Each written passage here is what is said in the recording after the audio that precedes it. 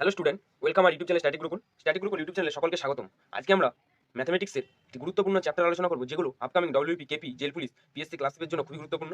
আজকের chapter index অর্থাৎ সূচক। প্রথমে আমরা এর বেশ কিছু সূত্র আছে সেগুলো জেনে নেব, তারপর বেশ কিছু প্রবলেম সলভ করব। এটা এই ইন্ডেক্সের ফার্স্ট ক্লাস। এখানে আমরা যে কোশ্চেনগুলো আলোচনা করবো এর বাইরে কোশ্চেন পরীক্ষা আসবে না, তাই তোমরা ভিডিওটি স্কিপ না করে শেষ পর্যন্ত দেখতে থাকো। তার আগে জেনে নাও A not equal to B এবং B not equal to zero এবং এম কমা এন যে কোনো মূলত সংখ্যা হলে এর বেশ কিছু ফর্মুলা আছে। ফর্মুলা জানার আগে আমরা ফার্স্ট যেটা জানবো সেটা সূচক জিনিসটা কি। যখন একই নাম্বার বারবার মাল্টিপ্লিকেশন অর্থাৎ গুণ করা হবে তখনই আমরা সূচক ব্যবহার করবো। যেমন দেখো 2 গুণিত 2 গুণিত 2, এই যে 2 তিনবার গুণ করা হয়েছে এটাকে আমরা লিখতে পারি 2 টু দি পাওয়ার 3। এই তিনটা কিভাবে আসছে, যতগুলো 2 আছে এখানে এক এখানে এক এখানে এই উপরেরগুলোর যোগফল, সেটা এখানে 3 আসছে। তাই এখানে এই যে 3 এই সংখ্যাটাকে বলা হয় ঘাত, ঘাত বা এটাকে সূচক বলা হয়, ঘাত বা সূচক বলা হয়। আর এখানে যে সংখ্যাটা থাকে এই সংখ্যাটাকে বলা হয় নিধান, এই সংখ্যাটাকে বলা হয় নিধান। এটা আমরা মনে রাখবো, এই যেই সংখ্যাটা এখানে থাকে এটাকে নিধান বলা হয়, মাথায় যেটা থাকে সেটাকে ঘাত বা সূচক বলা হয়। এবার আমরা এর বেশ কিছু ফর্মুলা আছে, সেই ফর্মুলাগুলো আমরা জানবো। যদি a not equal to zero, b not equal to zero এবং এম এন যে কোনো মূলত সংখ্যা হয় তাহলে বেশ কিছু ফর্মুলা আছে আমরা দেখে নেব। First formula, A to the power M এবং A to the power n হয় তাহলে আমরা লিখতে পারি a to the power m plus n, যেটা এখানে করলাম। এটার একটা এক্সাম্পল দেখে নিলে আমরা খুব সহজে বুঝতে পারবো। এটার এক্সাম্পল ধরো দেওয়া আছে 2 to the power 3 into 2 to the power 5, তাহলে এটা আমরা সহজে লিখতে পারি 2 টু দি পাওয়ার 3 প্লাস 5। এখান থেকে আমরা পাবো 2 টু দি পাওয়ার 8। এটা হয়ে গেল ফার্স্ট সূত্র। এবার আমরা আসছি সেকেন্ড ফর্মুলা।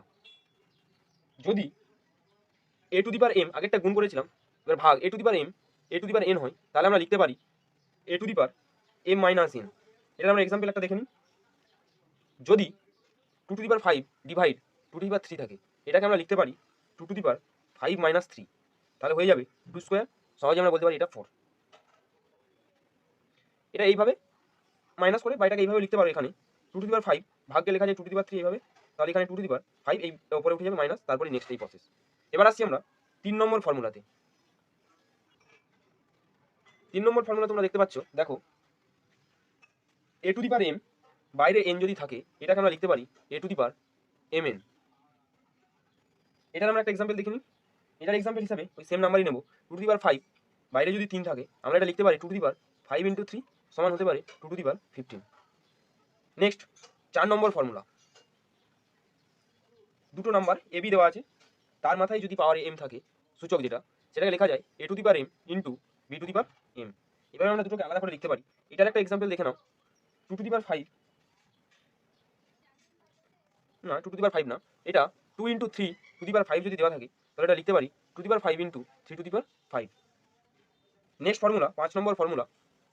দেখো a to the power m whole by, পুরোটার যদি বাইরে এম থাকে a by b to the power m, তাহলে আমরা এটাও লিখতে পারি গুণেরই মতো a to the power m by b to the power m, আমরা এটা লিখতে পারি।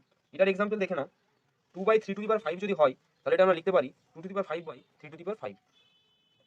এই ছিল 5টি মেন ফর্মুলা। এবার কিছু আমরা নোট দেখে নেব। এবার আমরা বেশ কিছু নোট দেখে নেব। যদি দেখো দেওয়া আছে এ টু দি পাওয়ার 0, সেটা হয়ে যাবে 1। এক্সাম্পল দেখে নাও, যদি 100 টু দি পাওয়ার 0 থাকে তাহলে সেটার ভ্যালু 1, যদি 101 টু দি পাওয়ার 0 থাকে সেটার ভ্যালু 1। অর্থাৎ কোনো নাম্বারের ঘাত যদি বা সূচক 0 হয় তাহলে সেটা সবসময় 1 হয়, এটা আমরা মনে রাখবো। আরেকটি জিনিস মনে রাখবো, ধরো x to the power M এবং y to the power m দেওয়া থাকে, এই যে দুটো নাম্বার তাদের যে সূচক দেওয়া আছে সেই দুটো যদি সেম হয়, মাঝে যদি সমান চিহ্ন থাকে, তাহলে আমরা এক্স ইকুয়াল টু ওয়াই আমরা লিখতে পারি। এই দুটো আমরা নোট হিসাবে মনে রাখবো, খুবই গুরুত্বপূর্ণ এগুলো। এগুলো ডাইরেক্ট পরীক্ষায় এসে যায়। আর আগের 5টা ফর্মুলা। এবার আমরা বেশ কিছু প্রবলেম সলভ করবো। আচ্ছা দেখো দেওয়া আছে 4 টু দি পাওয়ার -2 বাইরে হোল -2 দেওয়া আছে, তাহলে এটার উত্তর কি হবে? খুবই সহজ, আমরা আগে করেছিলাম। ফর্মুলা কি ছিল, যে এ টু দি পাওয়ার এম বাইরে যদি এন থাকে আমরা লিখতে পারি a to the power m n. সেই ফর্মুলা থেকে তাহলে আমরা এটা করতে পারি 4 টু দি পাওয়ার -2, এখানেও -2, তাহলে এটা -2 গুণ হয়ে যাবে, এই -2 এই -2 এটা গুণ করলে হয়ে যাবে 4 to the power minus minus plus 2 to 4 plus 4, তাহলে এটার ভ্যালু হয়ে যাবে 256। সঠিক উত্তর হবে অপশন বি 256। নেক্সট অঙ্ক 3 টু দি পাওয়ার -1 বাইরে -3/5, এটাও সেম আগের প্রবলেমের মতো। এটা কিভাবে সমাধান করব, 3 টু দি পাওয়ার এই -1 এই মাইনাস মাইনাস মাইনাস প্লাস, আর 1 এর সাথে 3 এর 5 গুণ করলে হয়ে যাবে 3 এর 5। আর আমরা এই 32 কে আমরা পাওয়ারে ভাঙতে পারি। 32 কত, 2 টু দি পাওয়ার 5, এটা আমরা সবাই জানি। তারপর এখানে 3/5। এবার কি করব, এখান থেকে এই 5 আর এইটা পুরোটা গুণ হয়ে যাবে 2 to the power 5 into 3 to the power 5, এই 5 এই 5 কেটে যাবে 2 কিউ। এই 2 কিউ মানে আমরা কি জানি 8, সঠিক উত্তর হবে অপশন সি। 3 নম্বর প্রশ্ন 6 টু দি পাওয়ার 2 এর 3 সরি 64 টু দি পাওয়ার 2 এর 3 into 2 to the power -2 divide 8 to the power 0 whole 1/2। এটা কিভাবে আমরা সমাধান করব, বদমাস রুল অ্যাপ্লাই করব। তাহলে আগে কার কাজ, ভাগের ব্র্যাকেট তারপর ভাগ।